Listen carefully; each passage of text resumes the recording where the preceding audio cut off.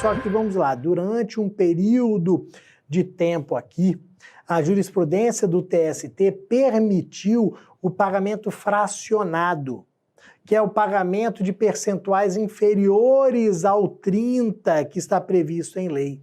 Então a jurisprudência entendia válido o pagamento de percentuais inferiores, o pagamento aqui de valores abaixo dos 30%, se previstos em negociação coletiva. Então, alguns empregados recebiam 5%, 10%, 15%, 20%, 18%, 14% previsto na negociação coletiva dele. Só que o TST mudou o seu entendimento.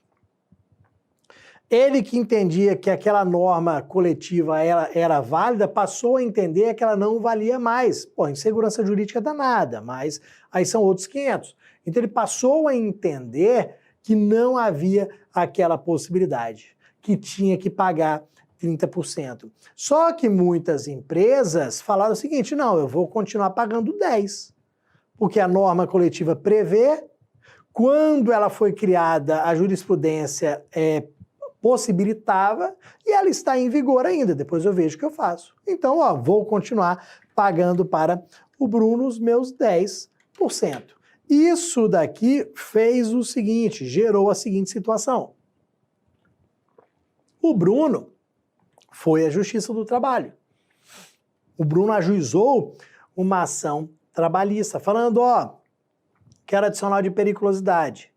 Juntou os contra-cheques mostrando que o Bruno recebia 10%. Então eu recebia 10%, está aqui no meu contra-cheque, quero a diferença de 10 para 30. 10 o que eu recebia, 30 o que eu deveria receber, quero essa diferença aqui. Beleza. O que a empresa falava na hora?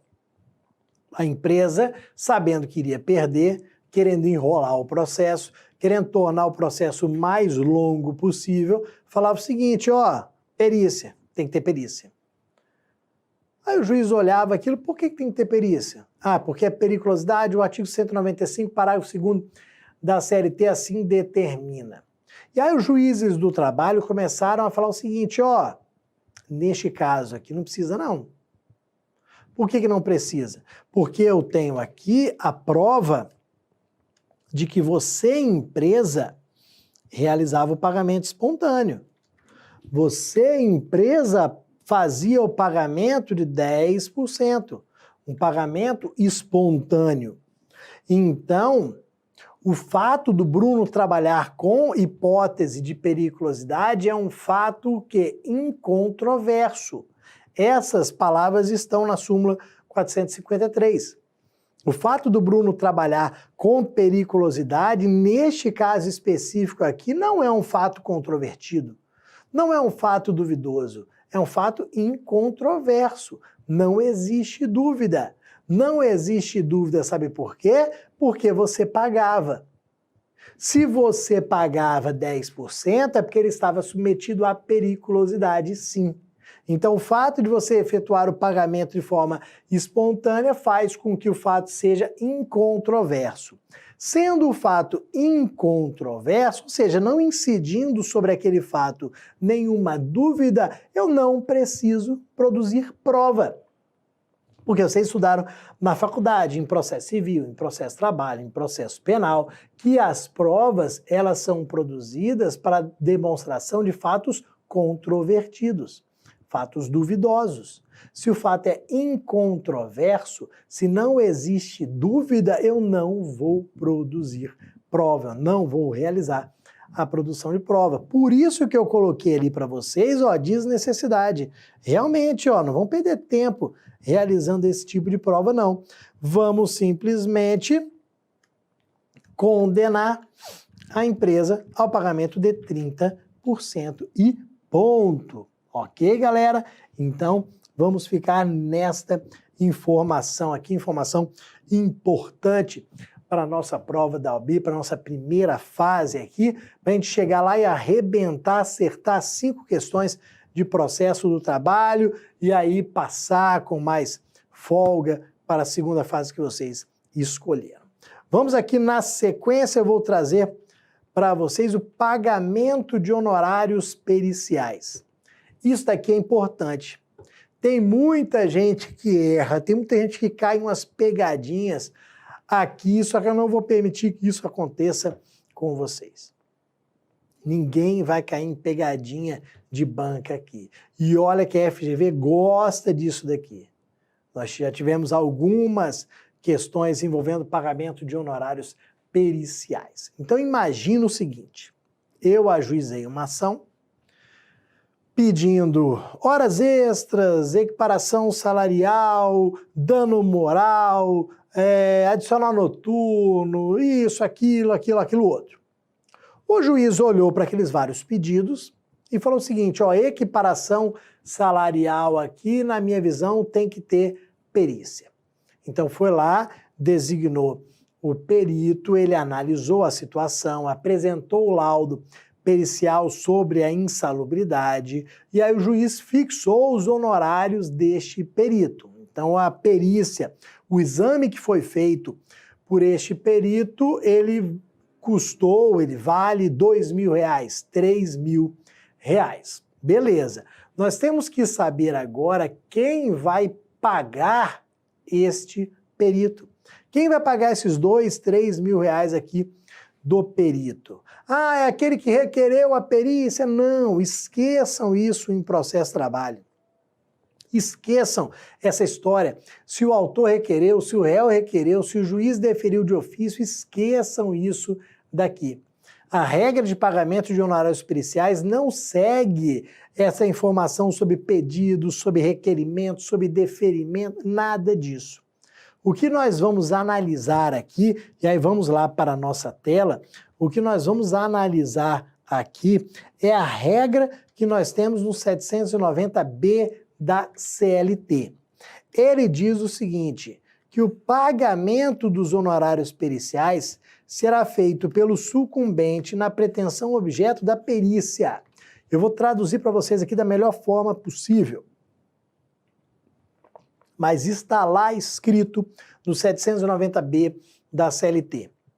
Os honorários periciais serão pagos pelo sucumbente na pretensão objeto da perícia. Como é que a gente aperta a tecla SAP aqui para traduzir da melhor forma possível? Ó, vou anotar aqui que sucumbente na pretensão objeto da perícia é aquele que perdeu, vamos colocar aqui, ó, aqui em cima, ó, é aquele que perdeu o pedido relacionado à perícia. É aquele que perdeu o pedido relacionado à perícia. Então, Bruno tinha pedido o quê? Horas extras, deixa eu ver se eu lembro. Horas extras, equiparação salarial, eu tinha falado de dano moral também, eu tinha falado de, acho que adicional noturno, tá aqui, ó. O Bruno tinha feito 4 pedidos. A perícia, ela está relacionada à equiparação salarial. Então, vai pagar o valor dos honorários quem perder o pedido de equiparação salarial.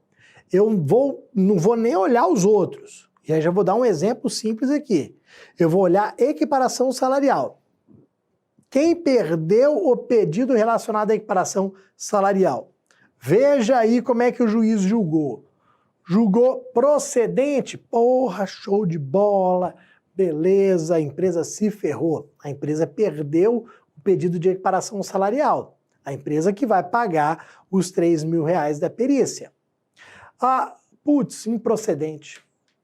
O juiz julgou improcedente.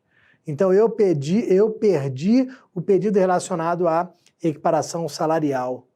Ou então eu vou ter que pagar esses R$3.000. Sim.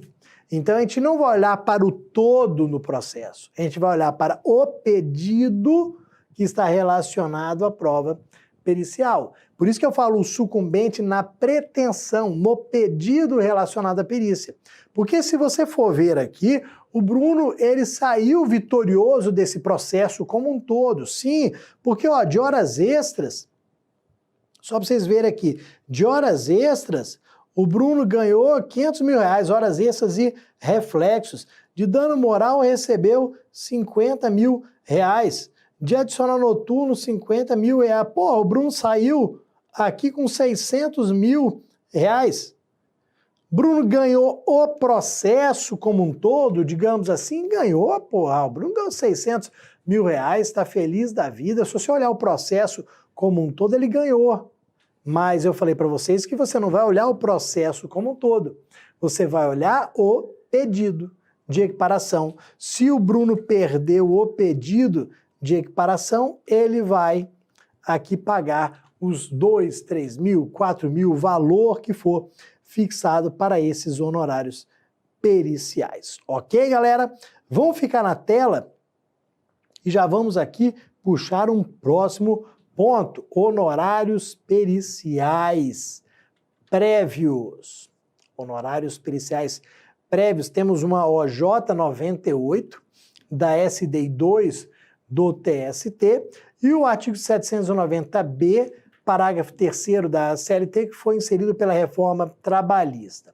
Então, primeiro, uma orientação jurisprudencial mais antiga do TST, da SDI 2. Então, a gente vê, nesses casos aqui, muitas OJs da SDI 2 ligadas a mandado de segurança, ação rescisória. Este caso aqui é de mandado de segurança. E depois, o texto que foi inserido pela reforma trabalhista de 2017, que é o 790B, parágrafo 3º da CLT. A ideia é a mesma, meus amigos. Vamos lá. A vida toda, uma história rápida aqui para vocês. A vida toda sempre aconteceu o seguinte. Chegava no dia da audiência, você sabe que a audiência é una, né?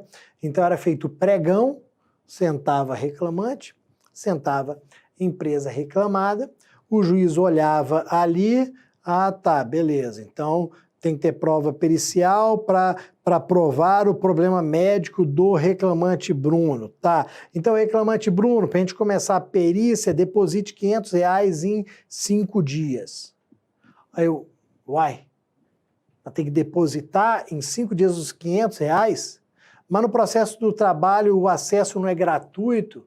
Não, ó, Bruno, tem que depositar R$500 em 5 dias para começar a perícia aqui. E se você não depositar esse valor, você perde a prova pericial, eu vou aqui indeferi-la. Aí o Bruno esbugalhava um olho desse, mas rapaz, não, mas eu não posso perder essa prova não, porque é a única forma de eu demonstrar que eu estou incapacitado para o trabalho e que esse meu problema de saúde hoje tem um nexo de causalidade com aquele acidente que eu sofri lá atrás. Aí o Bruno ficava maluco, pegava dinheiro emprestado com Deus e o mundo, com agiota, com sogra, com sogro, com cunhado, juntava ali os R$500 e depositava. Por que o juiz do trabalho sempre fez isso daqui? Porque é muito mais fácil do perito aceitar realizar a perícia quando já tem dinheiro depositado. O perito, a primeira coisa que ele olha ao ser intimado de uma perícia é se tem dinheiro depositado. Se já tem algum honorário aqui depositado, para ele já requerer ali o alvará de saque. Porque muitos trabalham, vivem como peritos da Justiça do Trabalho. Então ele olha para aquele valor ali como se fosse o quê? Parte do salário dele. Então, ó, tem dinheiro, beleza, aceito. Ih, não tem dinheiro depositado não. Vou receber isso lá no final, depois do trânsito julgado, vai demorar pra caramba. Não posso, excelência, muito obrigado, estou assoberbado. Então é muito mais difícil você conseguir perito sem depósito. Por isso que os juízes determinavam a realização deste depósito. Só que vamos lá, prova da OAB, marcar X. Você vai falar o seguinte, isso é ilegal. O juiz não pode, bora anotar, o juiz não pode determinar esses honorários. Vamos limpar geral aqui, ó. O juiz não pode determinar esses honorários periciais prévios. Esta situação é de ilegalidade. O juiz não pode, por quê? Porque as custas são pagas ao final do processo. o acesso ao Poder Judiciário Trabalhista, ele é gratuito, ok? Então, ele é gratuito neste caso aqui, ok? Então, não há possibilidade desses honorários periciais prévios. Aí, vamos lá, uma outra pergunta que a banca pode trazer para vocês.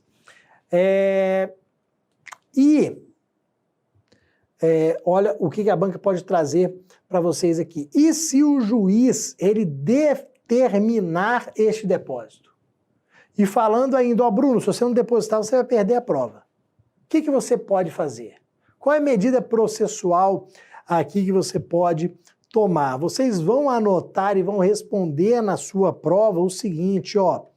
Diante dessa ilegalidade, você vai impetrar mandado de segurança. Então, diante dessa ilegalidade, você vai impetrar aqui o mandado de segurança. Vamos tomar cuidado com este ponto aqui, ok? Então, ó, diante dessa ilegalidade, mandado de segurança. E aí vamos puxar um ponto que já caiu demais em prova aqui. Quem determinou o pagamento dos honorários periciais prévios foi o juiz da vara do trabalho. Então, ele que incorreu em ilegalidade. Você vai impetrar um mandado de segurança onde? No TRT. Então, se foi a vara do trabalho que realizou aquele ato ilegal, você vai impetrar um mandado de segurança perante o TRT. Dá até para a gente desenhar aqui uma piramidezinha. Vamos lá, vamos aproveitar aqui o nosso tempo. Então, ó, vara do trabalho, TRT, TST. Você vai impetrar mandado de segurança aqui na vara do trabalho para corrigir esta decisão da vara do trabalho. Depois, a pergunta que eu faço, que é a que mais já caiu aqui em prova da OAB. A pergunta que eu faço é o seguinte, tá, tudo bem. Você foi lá, impetrou o mandado de segurança perante o TRT. Se a resposta for negativa, que recurso que você vai interpor para o TST? E aí, por que eu gosto de frisar isso daqui? Já frisamos na aula sobre recursos e eu friso novamente. Qual que é o recurso que nós vamos interpor para o TST, caso a decisão no mandado de segurança seja denegatória, seja contrária aos meus interesses? Pelo amor de Deus, não fala em recurso de revista. Não é recurso de revista. Qual é a pergunta novamente? Qual é o recurso que nós vamos interpor para o TST? Não fala em mandado de segurança. Não fala em recurso de revista. Então, neste mandado de segurança, qual que é o recurso que eu vou interpor para o TST? Não falem recurso de revista. Por quê? Porque a resposta é recurso ordinário, RO. E por que eu já falo logo aqui, já peço para vocês não falarem de forma nenhuma recurso de revista? Porque é para vocês tirarem da cabeça que o único recurso para o TST é RR, é recurso de revista. Não é. Não é. Tomem muito cuidado com isso. Recurso para o TST não é só recurso de revista. No caso aqui é RO. Isso chove em provas. Se vocês pegarem as questões de processo do trabalho para trás, vocês vão perceber isso daqui. Tá bom, meus amigos? Muito cuidado com isso. Então, ó, honorários periciais prévios ilegais, se houver a determinação deles, mandado de segurança perante o TRT, para que você tenha a prova pericial realizada de forma gratuita. Depois, quem perder o pedido relacionado à perícia faz o pagamento dos honorários. Ó, vou puxar aqui uma outra informação. O sucumbente na pretensão objeto da perícia, ele paga os honorários, ok? E se ele for beneficiário da justiça gratuita? será que ele paga? Muito cuidado, porque isso é uma outra pegadinha. Uma outra informação que foi alterada pela reforma trabalhista. Então, olha lá, o beneficiário da justiça gratuita paga honorários aqui periciais? Sim. A lei fala que ainda que beneficiário da justiça gratuita, antes era salvo, agora é ainda que beneficiário da justiça gratuita. Por que eu gosto de frisar isso daqui sempre? Pelo seguinte, quando o nosso cérebro, ele ouve beneficiário da justiça gratuita e entende o quê? Não vai pagar nada. Temos que mudar isso em processo do trabalho. O beneficiário da justiça gratuita, ele vai sim pagar os honorários periciais. Ainda que beneficiário da justiça gratuita, ele vai pagar os honorários. Tá, mas se ele não tiver como pagar à vista, por exemplo, aqueles R$3.000, o juiz ele tem a autorização para parcelar esse pagamento. Tá, e se ele não tiver como pagar nem mesmo parcelado? Então ele vai pagar com créditos deste mesmo processo. Se ele tiver créditos para receber, nós vamos bloquear esses créditos e vamos pagar o perito. E se ele não tiver créditos para receber neste processo, vamos ver se ele tem créditos para receber em outro processo. Se ele não tiver créditos para receber em outro processo, aí a União paga. Vejam que antes da reforma, eu pensava logo na União. União, paga, se vira. Só que não. Eu vou tentando fazer com que o beneficiário da justiça gratuita pague. No fim de tudo, se ele não tiver condições de efetuar o pagamento, aí vai para a União. Aí a União paga porque o perito ele não vai trabalhar de graça. Tá bom, meus amigos?